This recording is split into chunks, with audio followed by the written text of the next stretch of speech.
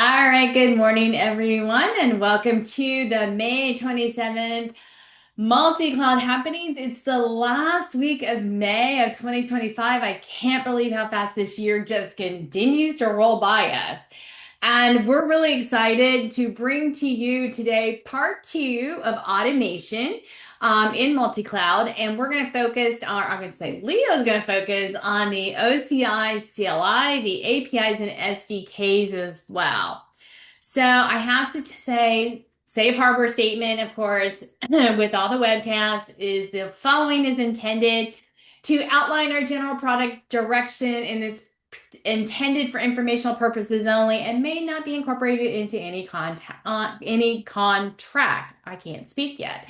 Okay, so my name is Tammy Bednar, and I focus on our Exadata database services, our base database service, and multi-cloud, of course, as well, one of my favorite topics. And with me today is Leo Alvarado. Hey, Leo. Hi everyone. Thanks Tammy for having me here. Thank you so much, Leo, for all your work. So I'll just level set everybody, and then we're going to turn to Leo and get to the meat of the stuff. And by the way, as we're talking, please feel free to post any questions in Q&A, and we're happy to direct those back to you. By the way, I said this is part two. Part one, the recording and the PDF of the slides can be found over in the Ask Tom recordings area. Take a look there if you want to see what we talked about last month. So to level set our field about multi-cloud, we can deploy Oracle Database Cloud anywhere. And, we can run cloud on premises in our OCI dedicated regions. We have Exadata Cloud at Customer, where the physical hardware is located in your data center, but we're connected back to the OCI Cloud through the networking as well. And of course, depending on how you want to run your workloads or where you want to run your workloads, we have these options. But now we can run in any hyperscale public cloud. We have been working with Microsoft Azure for the longest period of time. We now have three different database cloud services there. We have Exadata Database Service on dedicated, the Autonomous Database Serverless, and now we have Exadata Database Service on Exascale infrastructure as well. With Google Cloud, we're running Exadata Database Service on dedicated and autonomous serverless. And then AWS is still in LA and it will be GA very, very soon. And we're really excited about that. So stay tuned. You'll hear more about that during the summer. And of course, we have all our different cloud services in Oracle Cloud Infrastructure. The benefit of this multi-cloud solution that we're working with our hyperscaler partners is it's the same database, the same features, the same pricing. So no matter where you need to run your workload, we have our database cloud services there available to you run it. And with the Exadata platform really being the basis of all our services, it really it helps you benefit by running all the different options of the Oracle database on Oracle platform that has been well trusted for well over 13, 14 or more years.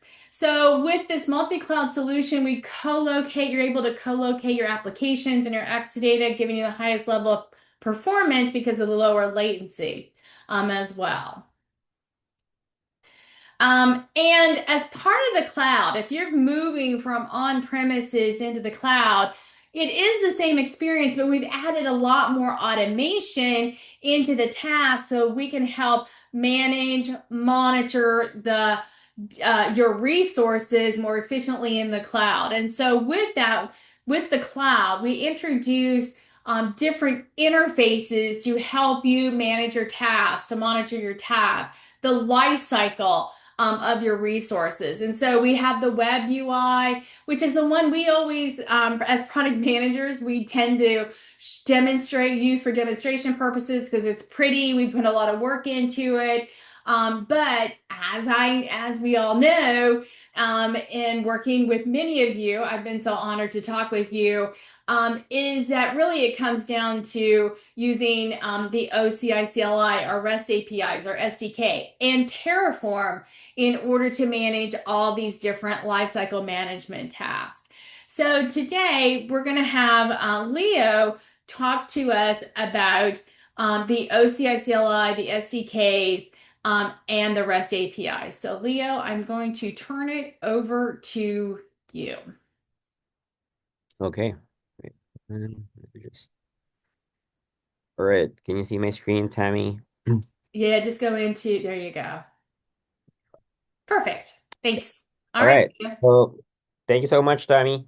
So hi everyone. So as shared by Tammy, so last during our part one of this session, so we have covered like how we will automate your multi-cloud deployment using Terraform and Ansible. So, but for today, our primary focus is for the three other interfaces, which are the CLI, API, and SDK. So we'll start with the CLIs or the OCI CLI. So in managing your multi-cloud environment, like Oracle database at Azure, Oracle database at Google, and at AWS, so you can also use the ready CLI tools that we have for OCI CLI. So the first thing that you need to take note is that if you go to the OCI CLI documentation, so all of the commands for Exadata database service and other database cloud services are under the DB section. So if you go to the DB section, so you'll see all the available commands for the database cloud services. And the next question is how would you use OCI CLI? So there are two ways for launching OCI CLI. So if you need a like a ready or pre-configured CLI. So there's an available Cloud Shell in the OCI console. So if you look at the upper right corner, so you'll just launch and click on the OCI Cloud Shell. So this is a VM with a OCI CLI pre-configured, or you can also look into the marketplace. So there's also a Oracle Linux Cloud Developer image, which comes with also an OCI CLI pre-installed on that image platform. And then if you prefer to install it on your own client, you can also do that on a standalone client. Like if you're managing a multi-cloud environment, so you can even run it on a VM uh, deployed on the other cloud provider. Like for this example, like you can also install your OCI CLI on your Azure Cloud Shell. So if you prefer to have like one Cloud Shell to manage both your multi-cloud setup.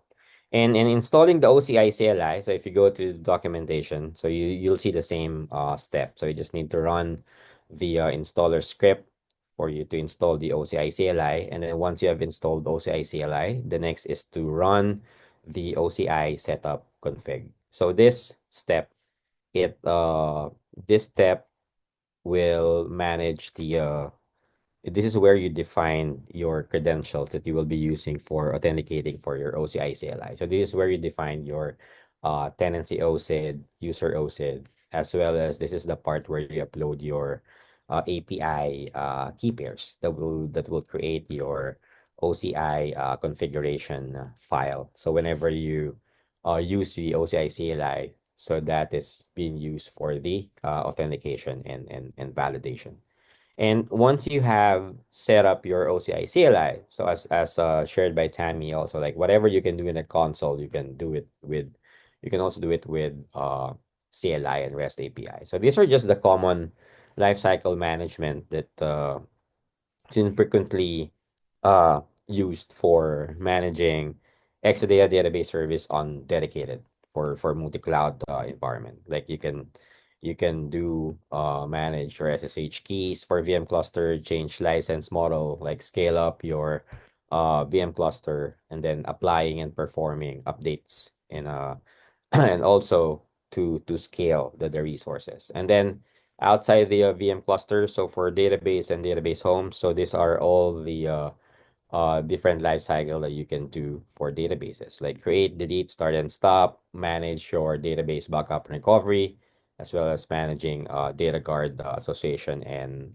so on. So for today, we'll be going through also some of samples of those frequently performed lifecycle management for both VM cluster and databases, and also for you to get familiar with how you structure the syntax in OCI CLI. So for this first example, it's just for you to list down the available Exadata Cloud VM cluster. So let's say I just wanted to make a script that will just list down all my available VM clusters in a compartment. So just to show you, this is a sample syntax. So it's pretty straightforward. So as I've shared, everything for database cloud services, the service type it's called DB. So that's why in the syntax, you'll see OCI DB, and then you need to provide the resource type, which is the cloud dash VM dash cluster. So that refers to the VM cluster for Exadata database service on dedicated infrastructure. And then you need to define the action. So for this action, since we're just listing, so the action is just list. And then you just need to provide a parameter option in your command, which is to provide the compartment OSID. And then as you can see at the result, so this one just lists down all my VM cluster running on that specific compartment. And that I can even add a query option parameter to my command, and I can just specify the fields that I wanted to show on my output. Like I wanted to like just display the VM cluster name, the GI version, and the VM cluster OSID. So you can also do that. So as you can see at the result for this command.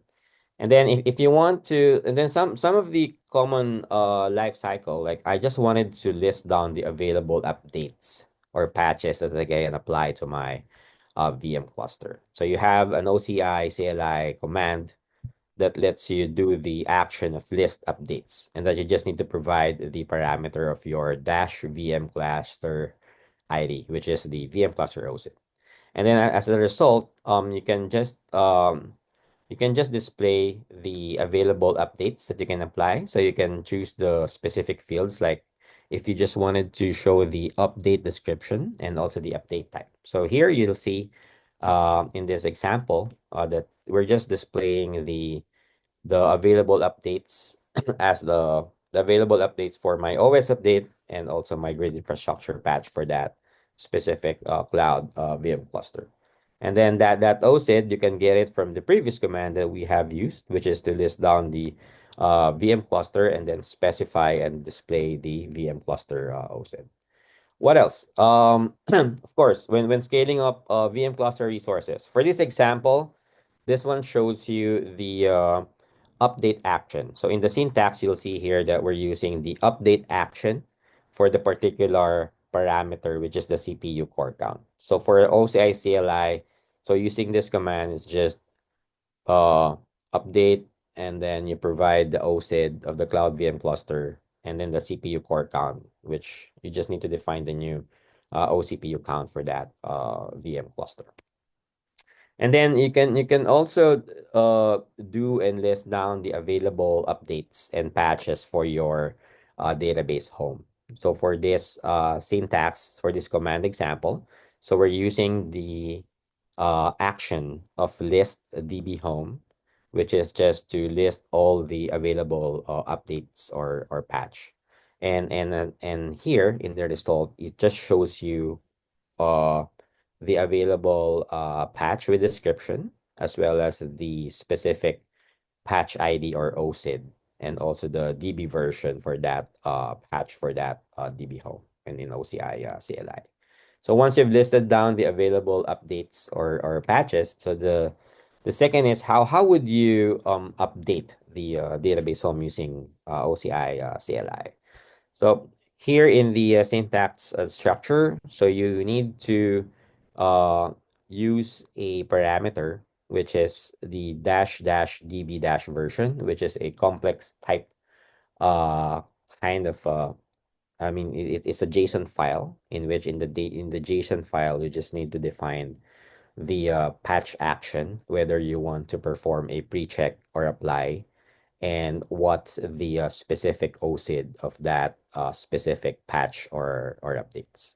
So once you have prepared that sample JSON file, and then on the actual syntax for applying the updates, so you just need to supply that parameter, the dash db version, which is that JSON file, and then you'll see here the results that after you run the command, so the life cycle state of your DB home changed to updating, and it's updating the DB home based from the patch ID that you have selected on the previous command on setting up your JSON file.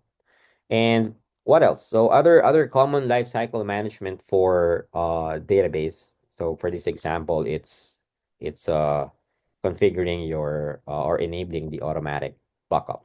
So in multi-cloud, you can also enable automatic backups for your databases. So if you wanted to do it via CLI, so you just need to use the update action type, and then you just need to provide the OCID of that specific container database ID, and then set the automatic backup enabled to through. That's it. And then you'll be able to enable and configure your automatic backups. And then what else? Listing backups available for that specified database or compartment. So you have an action in CLI that does the backup list. So for this example, so you'll see that we're just listing up the available backups, and that we have added a query option parameter to our command, which we just specify to show and display the backup name, the backup time ended, and backup time started, as well as the backup type, whether it's a full backup or incremental backup, database size, and database version. And you're able to list down the available backup. So definitely you can also use CLI, OCI CLI to create a database from that specific backup. So you just need to use the action type of create from backup, and then you just need to provide the OCID of that backup ID, and also provide the required parameters for creating the database. Okay. Yep. And aside from OCI CLI, so if you prefer to manage and automate the resource management for your multi-cloud setup, so you can also use the available REST APIs. So I'll be just going through where would you find those details. Because for multi-cloud setup, there's also native REST APIs that's being published by our multi-cloud partners. So for this example, in the context of Oracle database at Azure. So if you looked into Azure documentation, they have published the native Azure APIs for provisioning and managing of Exadata Cloud infrastructure, Exadata Cloud VM cluster, and autonomous database. So this is for Oracle database at Azure, for Oracle database at Google. So they have also published their native APIs for Oracle database at Google. So same thing for managing the Exadata Cloud infrastructure. I mean, provisioning of Exadata Cloud infrastructure, provisioning of Exadata Cloud VM cluster, and autonomous database. Now, if you like to know where will you get the APIs for managing the CDBs, PDBs, DB homes, and then they are part of the OCI APIs. So I've added here the link. So if you're looking on how you would run the REST APIs for database cloud, I mean for database DB home, if you look into the database service API, so you'll see here the list of the REST APIs that you can use for managing your databases, DB Home, CDBs, and PDBs for your multi-cloud setup. And then we just go through some of the few examples. So same thing as what we did using CLI. So you can also do it on by calling out the REST API payload. So here is a sample. It's just listing the available cloud VM cluster updates. So what's important here is for you, you just need to know the endpoints for those APIs that you need to call. And yeah, so same as with scaling. So the structure is the same as what we as how we do it with CLI. So you have a parameter there of CPU core count if you want to scale up or scale down your VM cluster using REST API. And then other lifecycle management, like if you want to use REST API to create a PDB on your multi-cloud setup. So here's the sample payload. So you just need to provide the PDB name and then the type of creation type of that PDB, and then then you need to provide the CDB OSID where you wanted to create your PDB.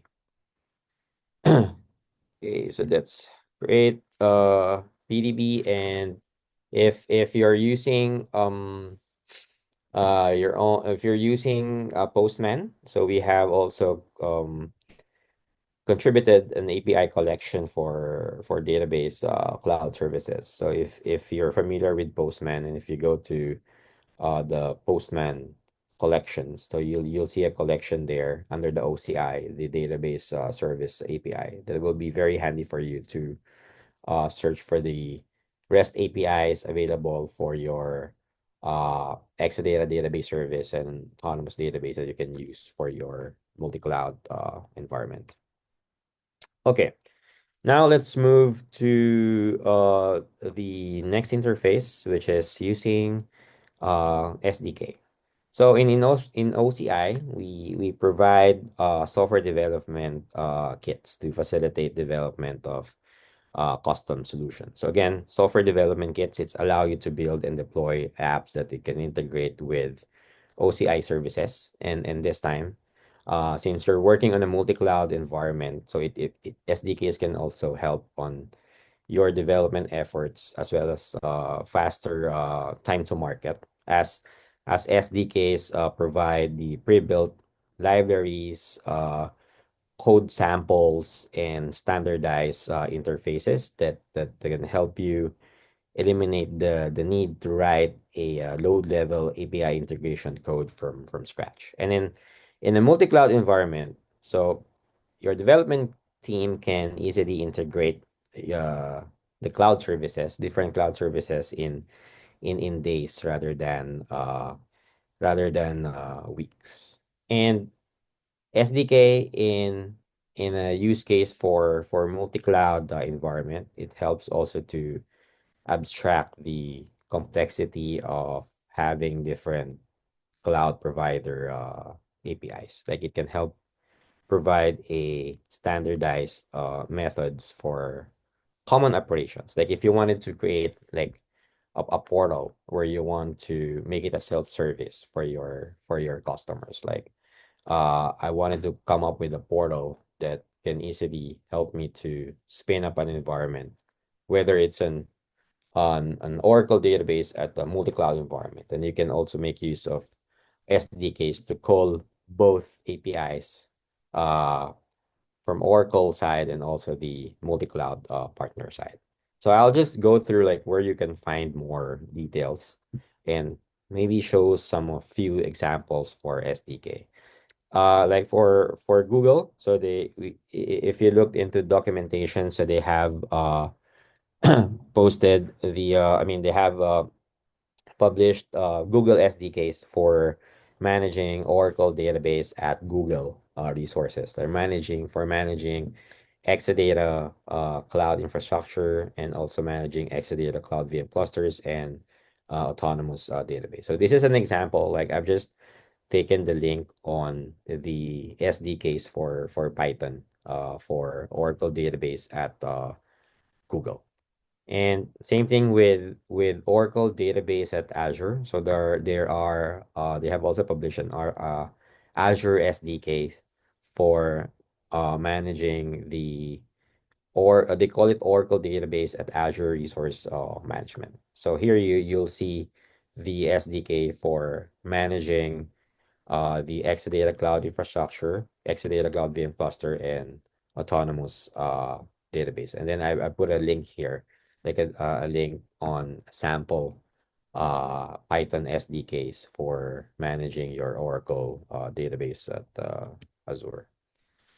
And yep, so let's take and then of course OCI SDKs. So if you need to call SDKs for managing your Oracle database, DB Home, CDBs, and PDBs, data guard, uh, and other resources outside the cloud infrastructure and the VM cluster. So you can make use of the OCI SDKs available. So I've just showed also here a sample for SDKs for managing uh, databases using the Python SDK. So few examples like if you're working on like Oracle database at Azure and then you need to integrate the OCI SDK for Python for creating CDB and PDB. So this is just a few of the examples. So this is just creating a CDB and a PDB. And if I go to the previous screenshot, so this is for creating and managing your data guard group using Python SDK. So one of the common use case is you have if you have deployed an Oracle database at Azure or at Google, and then you wanted to create a data guard configuration, then you might also I mean you can use this available SDK which is available on OCI for you to manage your data guard group details. And yeah, so that's how you make use of the other interfaces like OCI CLI, APIs, and SDKs, and as you've seen with common examples. And well, what's important here is just to take note, like where would you find more details on, and examples. So we will be sharing these slides also so that you can get the links to the references. And yeah, so and with that, I will hand it over back to Tammy. Thank you, Leo. That was great. There's a lot of information there. And we will post this recording as well as the PDF to the slide deck so that you can find this information and refer back to it more easily. Here are a few more links of where you can find information about Oracle Database at Azure, Oracle Database at Google Cloud, and Oracle Database at AWS as well. Also, we have an external Slack channel. Leo and I would love to encourage you to join our external Slack channel. We always have really interesting conversations going on. Also, it's a way to stay in touch with happenings that are going on as well.